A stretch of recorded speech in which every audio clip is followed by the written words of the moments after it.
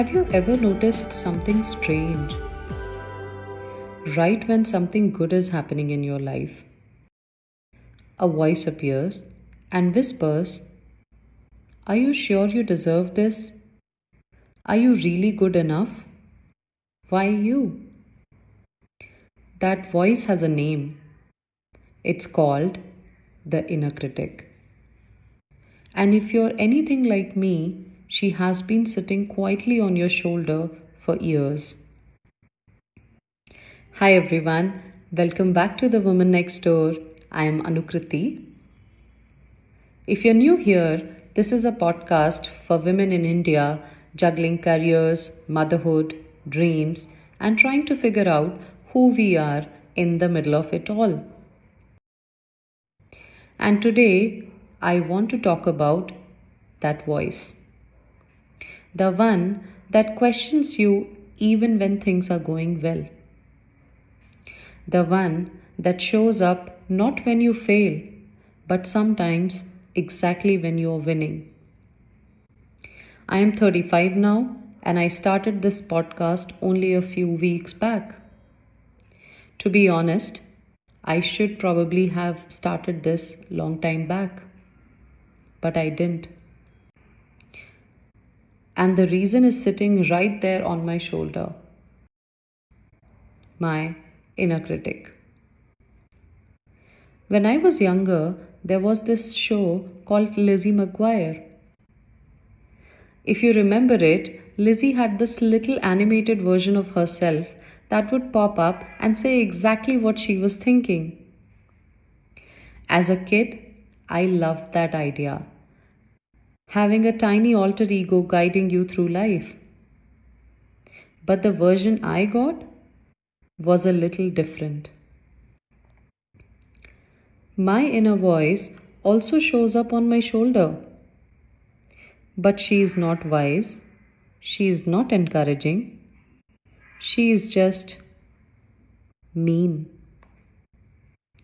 She's the voice that looks at my photos from 2015 and says, "You could have been fitter." She's the one who shows up in the middle of complex projects at work and whispers, "Are you sure you belong here?" Same concept, very different energy. Let me take you back to somewhere between 2015 and 2019. Those were probably my fittest years. Good health, good energy. Life generally felt in control. Recently, I was looking through the pictures from that time, and my first thought was, honestly, who is this woman? She looks amazing. She's fit, confident, and put together. And then I remembered something strange. I lived those years and I was never satisfied. I thought my tummy had baby fat.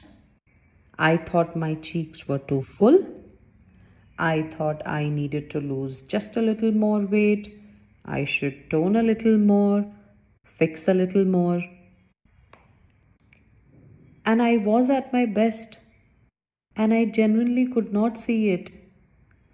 That's the thing about the inner critic. She doesn't wait for you to be at your worst. She shows up when you are at your best and says, "Not quite, not yet, not enough." A few years later, something similar happened at work. After my maternity leave, my project manager called me and said, "Stay in touch, let me know when you are back."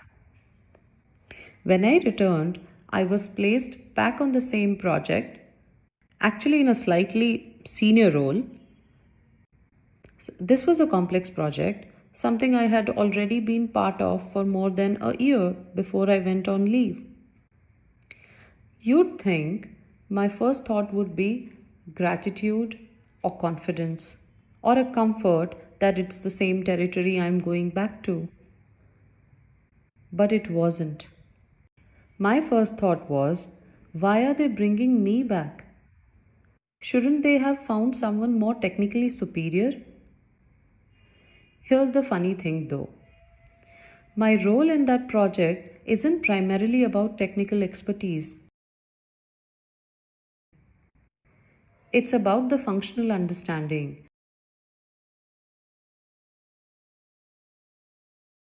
knowing the system, the flows, the context. And that's exactly what I bring to the table. That's why they called me back. They didn't need someone else, they needed me. But it still took me months to accept that.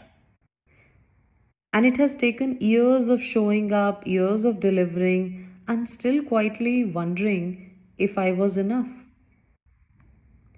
That's what the inner critic does to you. She takes someone else's confidence in you and turns it into a question you can't stop asking yourself. And honestly, this voice didn't start with my career, it goes back even further. In my undergrad college, I used to anchor a lot of events. And one fine day, my engineering mathematics professor, not someone from media or communications, she pulled me aside and said, Anukriti, you're really good at this. You should try RJing. You should at least give it a shot. I remember feeling so happy and elated in that moment. And almost immediately, that voice appeared again. Why would they take you? You're not experienced enough. So I never pursued it. Then 2020 happened. Lockdown. Everyone was at home consuming content online, and something stirred inside me. I thought maybe I should start a YouTube channel. Nothing fancy, just a video diary where I talk and reflect about life. I even recorded my first episode. And then, well, my inner critic showed up again. Who is going to watch this? You're not teaching anyone anything. You're not giving wisdom. And just like that, I shut it down. Fast forward to today.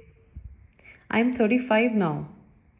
Some nights I record these episodes at midnight when my baby is asleep. Some mornings I record before he wakes up. And sometimes I just record when he is awake and screaming from the background, usually running on a very little sleep and leftover chai. And yes, that voice still shows up sometimes. But here's what's the difference now. I record anyway. And more importantly, I publish anyway. Because I finally understood something. There is an idea from the Almanac of Naval Ravikant that has stayed with me. When you follow something you're naturally drawn to, something you enjoy, and keep doing consistently, the growth that comes from it isn't linear. It compounds. It stops feeling like work. It starts feeling like expression. I had understood this idea for years, but only for others. Applying it to myself took me until I was 35. And the only thing standing between the 2020 version of me and the 2025 versions of me was that voice on my shoulder. So, if there's something you've been wanting to do, start a business, pursue a hobby, create something, write, sing, dance, speak, and the only thing that is stopping you is that voice telling you you're not good enough, do it anyway. Honestly, what's the worst that could happen? Maybe it doesn't work out. Maybe it's not for you. And that's okay. At least you will know. But if you didn't try at all, you might spend years wondering. And that kind of regret is much heavier. Nobody gets hurt by you trying, but you get hurt every single day that you don't. So if that voice shows up, and she probably will, remember this. You don't have to silence her, you just have to record anyway and publish anyway. Take care of yourselves, and I will see you in the next one.